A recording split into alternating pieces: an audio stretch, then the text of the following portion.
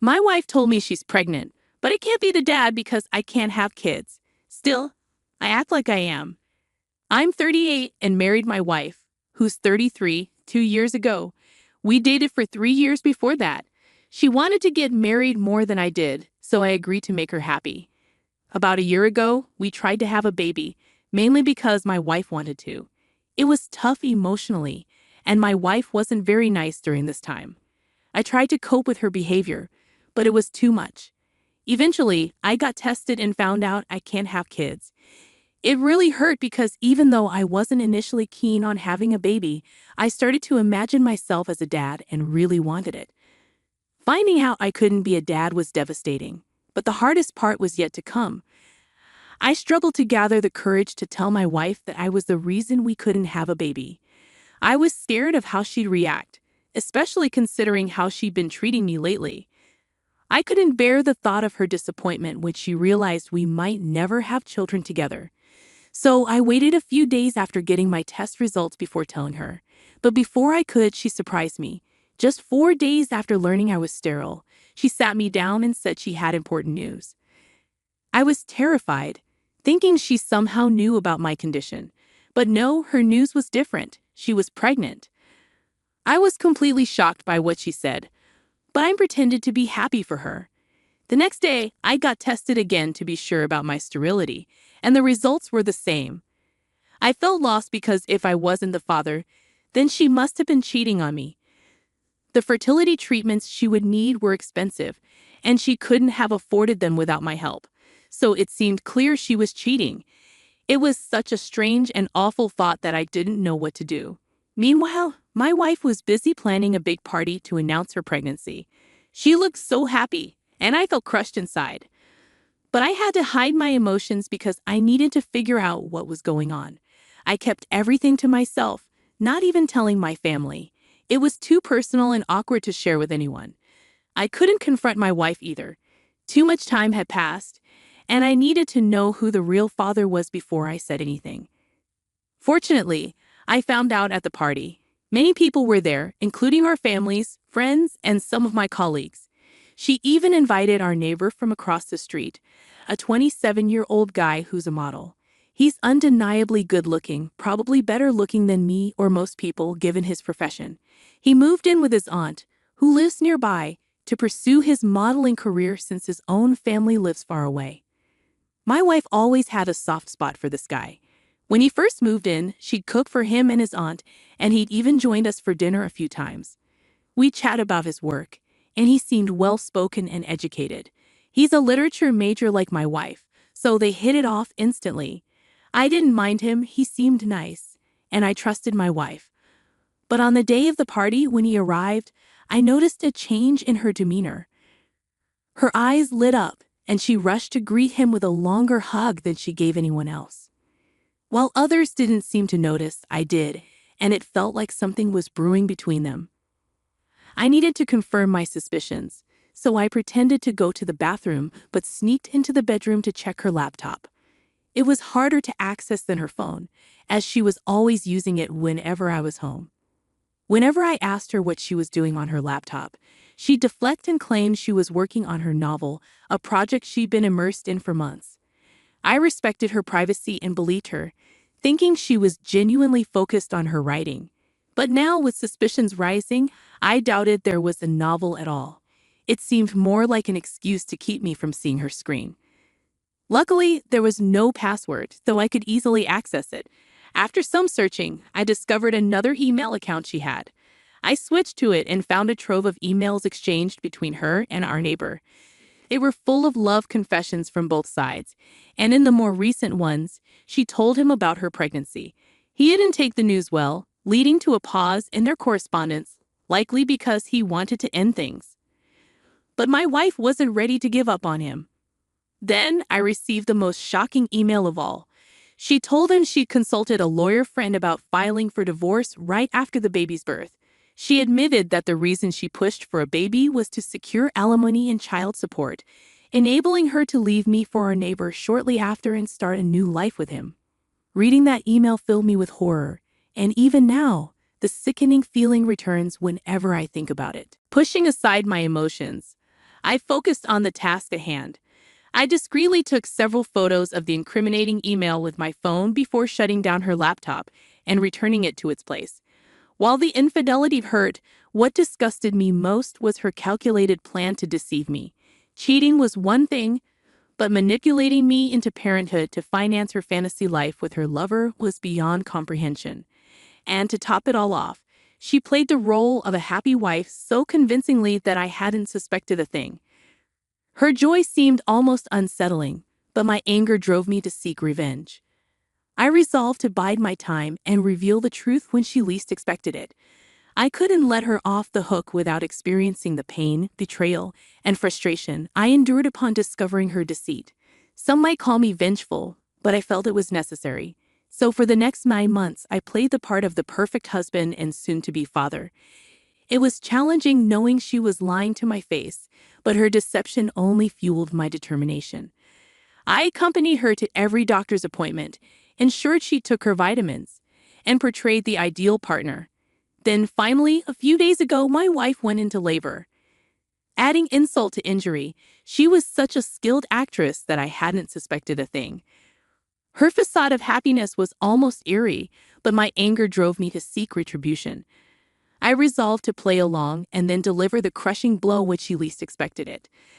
There was no way I would let her escape the consequences without experiencing the pain, betrayal, and frustration I felt upon discovering her deception. Some might label me as unstable, but I felt justified in my actions. For the next 9 months, I meticulously portrayed the role of the perfect husband and expectant father. It was difficult knowing she was deceiving me, but her falsehoods only fueled my determination. I attended every doctor's appointment, ensured she took her vitamins punctually, and endeavored to be the ideal spouse. Then, finally, just a few days ago, my wife went into labor. My heart raced as I left the hospital, feeling like I might need a hospital bed myself. I quickly dialed our neighbor to let him know my wife was in labor, not bothering to wait for his response before hanging up. Jumping into my car, I waited anxiously for my wife's family to arrive. As soon as I spotted her dad's car pulling into the driveway, I wasted no time in getting out of there. I turned off my phone and drove until I reached a motel on the outskirts of town. I'd already packed my bags weeks ago and stashed them in the trunk, ensuring I had everything I needed and wouldn't be caught off guard. The rest of the day was spent trying to distract myself with TV and beer, anything to escape the turmoil. Eventually, I drifted off to sleep, feeling a sense of relief that the charade was finally over. The next morning, I woke up and reluctantly turned on my phone. Predictably, there were countless messages from my wife and our neighbor, all of which I ignored. However, I did glance at texts from my parents and brother. It seemed my wife had reached out to them when she couldn't reach me. Feeling a sense of obligation, I called my parents to reassure them and promised to explain everything once I returned home. I even asked them to bring my brother along, as they deserved to understand the situation fully. I drove over to my parents' place, finding my brother already there along with our confused and somewhat irritated parents. Understandably, they were upset because I had missed the birth of my own child, which also meant they missed becoming grandparents in the moment. Sitting them down, I laid out the entire story, explaining my actions and reasoning behind them. By the time I finished, they were left speechless. I braced myself for a barrage of questions and accusations, but surprisingly, there were none. My dad simply expressed a hope that things wouldn't escalate further, and if the others had anything to say, they kept quiet. It seemed things were calm on that front. This happened a few days ago, and although my family hasn't said much, my wife has been relentless in blaming me for ruining her first-time mother experience. She's been calling and texting nonstop since I left, but I've chosen not to respond. Even my neighbor had the nerve to text me a few hours ago, pleading for us to put our differences aside for my wife's sake and attempt to reconcile. It's unbelievable how they're trying to downplay the seriousness of the situation. He even mentioned that my wife had supposedly rekindled her feelings for me during her pregnancy, which supposedly surprised both of them. But I saw right through that deception. If she was falling for me again, why was he still in the picture? They must think I'm incredibly naive. My wife may be upset, but I'm not about to be manipulated into giving our marriage another chance. She's mostly angry because she believes I knew everything from the start, but chose to stay with her and pretend everything was fine. She accuses me of deceiving her by remaining with her throughout her pregnancy, despite knowing the baby wasn't mine and that she'd been cheating with our neighbor. Update 1. It's been almost a week since the baby arrived, and I've been holed up in a hotel room. I haven't visited my wife, nor do I plan to. Despite my clear stance, she continues to bombard me with texts and calls. I haven't blocked her yet, but I've cut off communication with our neighbor, who's been trying to persuade me to reconcile with her. I'm convinced he's only doing it to secure a share of any divorce settlement or alimony, given their financial dependency. While I appreciated my wife being a homemaker, her infidelity is unforgivable.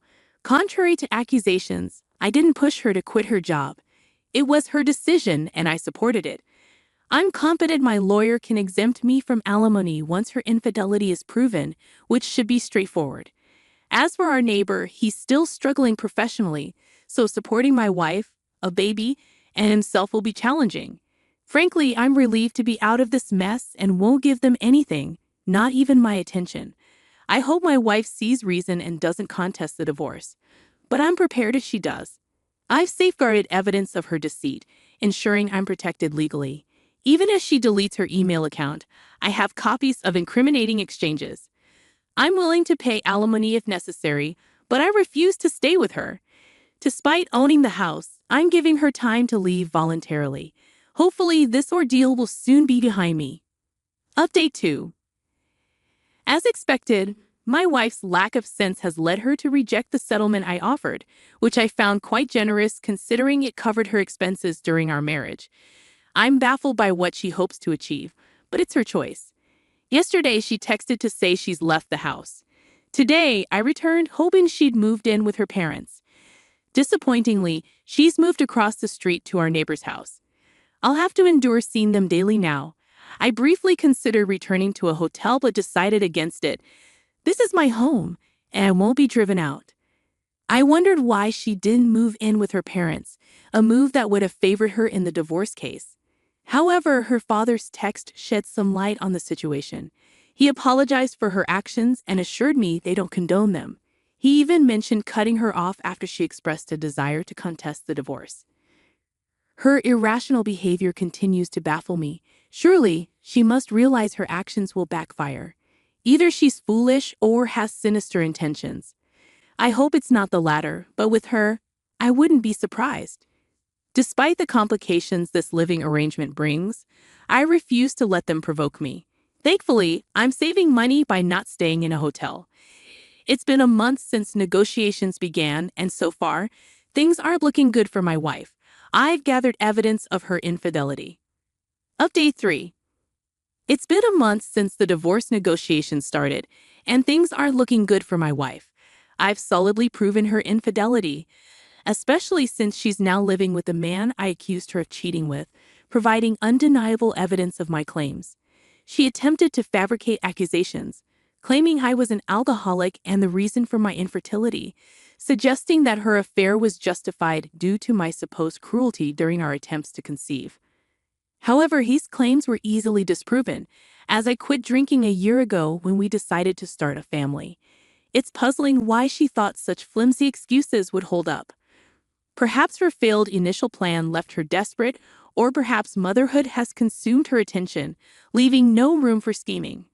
Regardless, both of us understand her slim chances of receiving alimony. It seems she may have relayed this to her boyfriend, as she was recently ousted from his home, along with their child, amid a tumultuous scene of screaming and name-calling. From my living room window, I witnessed the unsettling scene unfold. The moment I saw him forcibly eject my wife while she held our baby, I cast aside any animosity and rushed to their aid. I couldn't bear to see an innocent child suffer for faults that weren't his own. By the time I reached their doorstep, it was already shut, leaving my wife and son in tears. I swiftly scooped up the baby and reached for my wife's hand, leading them back to my house across the street. With a quick call to my father-in-law, arrangements were made for her to return home. In the following hour, amidst tears and sobs, I comforted both mother and child, playing the role of a comforting presence. Despite my initial urge to involve the authorities, my wife persuaded me to let it pass, not wanting further trouble. She expressed profound remorse for her actions, citing her desperation to be with her lover as the cause for her lapse in judgment. She assured me of her readiness to accept the consequences and forego any further negotiations to expedite the divorce proceedings. While I hope she finds the strength to pursue justice and heal from this ordeal, I take solace in knowing I acted with decency and harbor no regrets.